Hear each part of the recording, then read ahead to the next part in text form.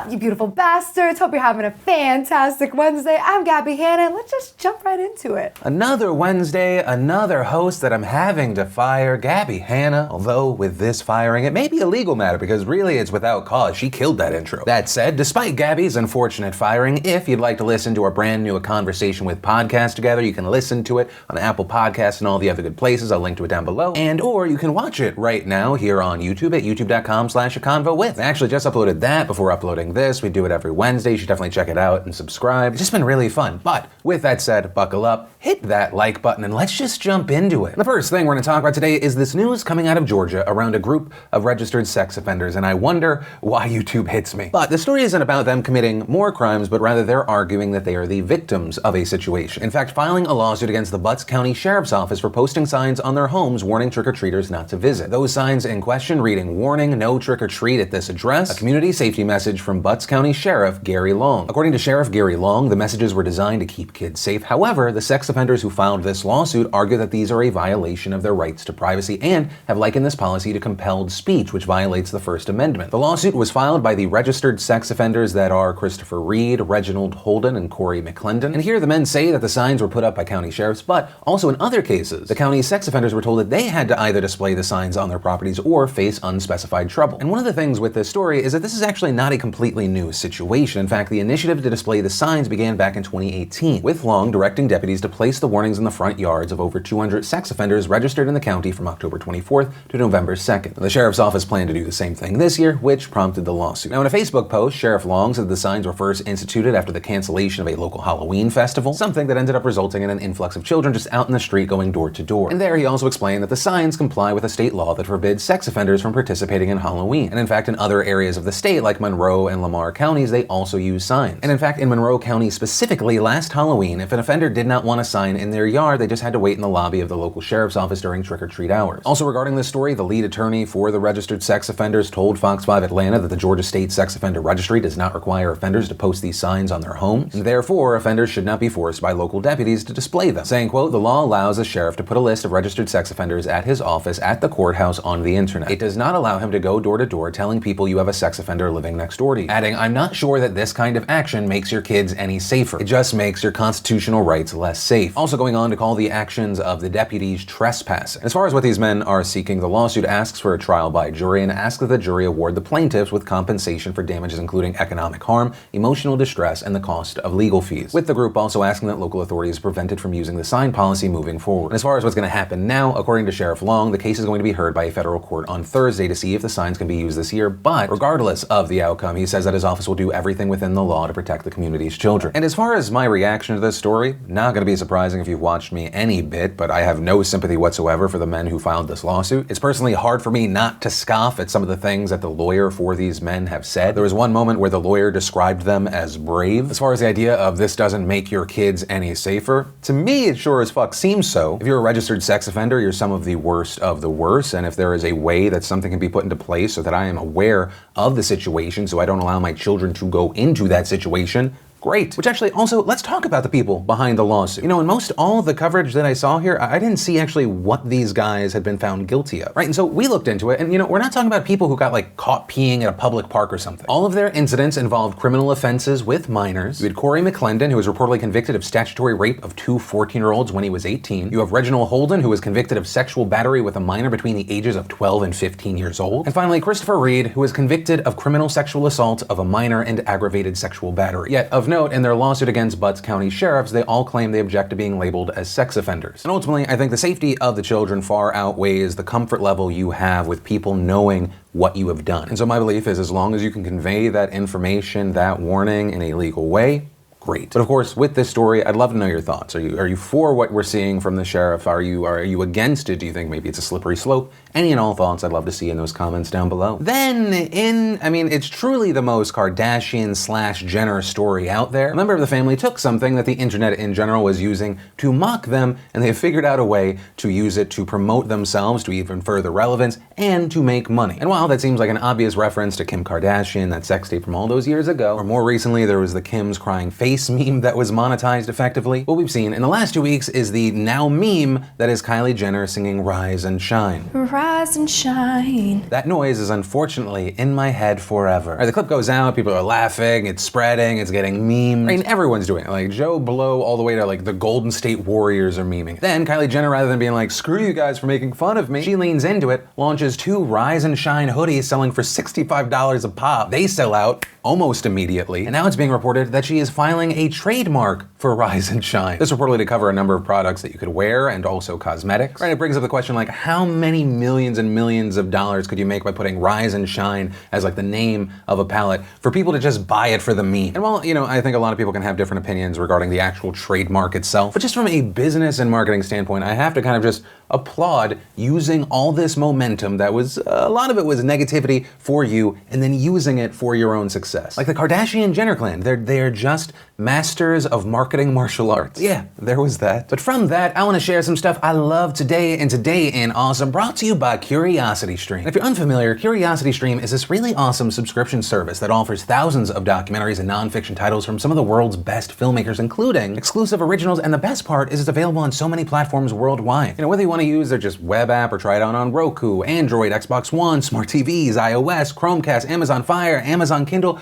and Apple TV, they have got you covered, and they are guaranteed to have something that you're interested in because the content ranges from science to nature, history to technology, and even society and lifestyle. Which, on that note, I highly recommend checking out The Ascent of Money. It's a 4-part series that charts the financial history of the world. It highlights the effect that finance has had on some of the biggest events in history, which is actually pretty amazing to watch. And so if you want to check it out, just go to curiositystream.com/DeFranco, or just click that link in the description. With that, you'll get unlimited access starting at just $2.99 a month, or just $19.99 a year. And exclusive to all you beautiful bastards, the first 30 days are completely free if you sign up using my link and type in the promo code DeFranco during the sign up process. So yeah, main point, click the link, check it out, and enjoy. And the first bit of awesome today is just this amazing video from Michael Reeves. If you didn't see him kind of setting this whole thing up on Twitter a little while ago, you know, no worries. But the main thing is he set up a Twitter bot to allow people on Twitter, based off of, you know, the actions that happened there, to help decorate his room. And the video today is just that. He let a Twitter bot decorate his room. And then he shows you the results. And honestly, if this video doesn't become #1 on trending tomorrow, I would be shocked. It's just so good and unique. Then we got the main trailer for The Devil Next Door, the honest trailer for the old school Total Recall. We had How to Drink giving us the Hocus Pocus potion. We got a new trailer for Guillermo del Toro's Antlers. We had the infographic show showing what $1 million will get you in a house around the world. And finally, our Chrono.gg/Phil partner game of the day today is Grim Dawn, which if you use that link before 9 a.m. tomorrow and or while supplies last, you can snag for not the regular $24.99, but just $4.99. And if you want to see the full versions of everything I just shared, the secret link of the day, really anything at all, links as always are in the description down below. And then finally, let's talk about this massive news we're seeing out of Lebanon. And specifically what I'm talking about is we're now entering the 6th day of massive protests in Lebanon. And if you're unfamiliar, I mean, this is really fascinating. These protests started last Thursday after the government announced new taxes, this including a $6 monthly fee for calls on free apps like WhatsApp. But of course, like a number of protests that we've seen and talked about recently, like Hong Kong and Chile, what started over a single issue has rapidly changed into something much bigger. And in Lebanon, we saw the protests quickly evolve into broader calls for economic and political reforms. Now, to fully understand what's going on, what the protesters are actually asking for, we have to take a look at Lebanon's political system. In Lebanon, the power is spread out among the 3 largest religious communities: Christian, Sunni, and Shia. Right? And because of this, the political system is very sectarian, meaning that the leaders govern based on religious differences and divides. And in fact, for nearly 30 years now, that political system has largely been credited with keeping relative peace. But now, protesters are saying that it has created corruption and allowed elites to maintain power and enact policies that benefit them, make them wealthier, while the rest of the people suffer. Which, by the way, many of those policies have actually put Lebanon in the middle of a massive financial crisis, with some economists warning that they could face a complete economic collapse. Lebanon has one of the world's highest debt to GDP ratios, and that massive debt means that the government does not have as much money or resources to address social and economic problems. Right? And many in Lebanon's lower and middle classes experience nearly daily power and water cuts, forcing tons of people to pay high fees to access private generators and buy bottled water. And actually, even regarding the water, even when the water is on, it's highly polluted due to a trash crisis that started back in 2015 and has never been fully resolved. Additionally, and we often see this as a kind of any precursor to any big movement, unemployment is exceptionally high, especially among young people. We've also seen many upset that the ruling elite have done very little to stop forest fires that have been raging all over the country in recent weeks. And on top of everything, Lebanon has a massive population of Syrian refugees, which is currently estimated to be 1.5 million people. And that number could actually grow as hundreds of thousands are fleeing Syria, given the current situation in Turkey. And here's the thing, many have actually been upset for a while, but Lebanon's politicians have been using sectarianism to control the populations and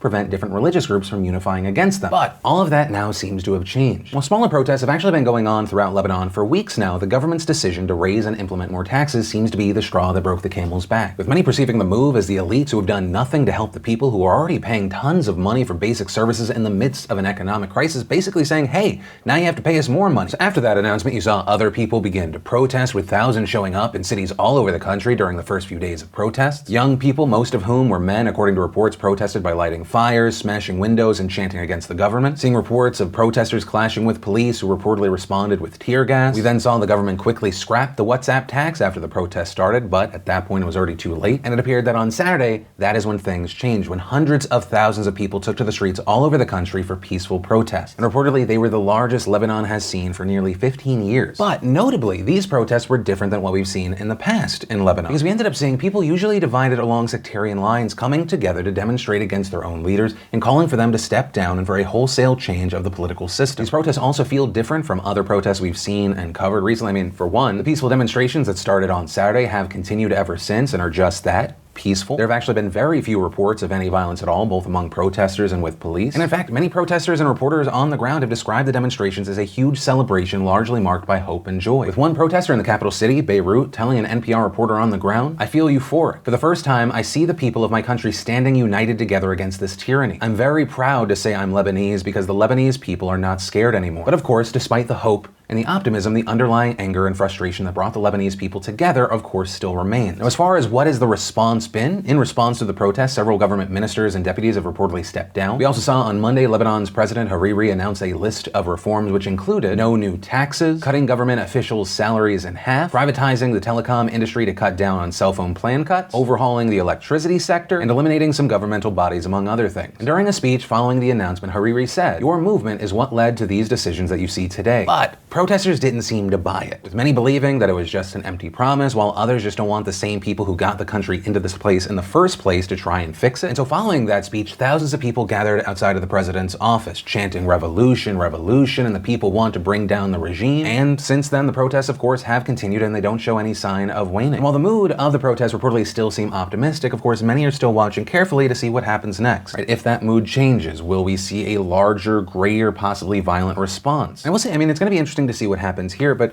also just worldwide. I mean, we're seeing this more and more, right? More and more people banding together to rise up against who they see as the elites. You know, we've seen the same thing in Chile. Also, after similar protests in Iraq, security forces reportedly killed 149 people and wounded over 3,000. And in fact, like in Lebanon, the Iraqi protests were over rising economic inequality and calls for political reforms. And also, I mean, specifically with Lebanon and Iraq, there's also the question of how long can people be united? Will that stay? Right? Will the identity of someone that was failed and has grievances with their government, will that unite more than the things that have, kind of kept people apart in the past? That's the story, a little of my thoughts on it. And of course, I pass the question off to you. What are your thoughts on it? Just like when we talked about Canada and Chile this week, I mean, there's stories that we ended up covering because of people in the area or have family there. I want everyone's opinion, and please include it for those that have family there or live there or somewhere nearby. What do you think is going to happen, and what do you hope will happen? Also, are those the same things? I think, everyone has the right to be cynical when you're talking about anyone requesting change from those that have power. And that's where I'm going to end today's show. Thanks for watching. Also, if you're not 100% filled in, you're looking for more to watch, you can check out that brand new conversation I had with Gabby Hanna, and or maybe just missed yesterday's show, you want to catch up, you can click or tap right there to watch either of those. But with that said, of course, as always, my name's Philip DeFranco. You've just been filled in. I love yo faces, and I'll see you tomorrow.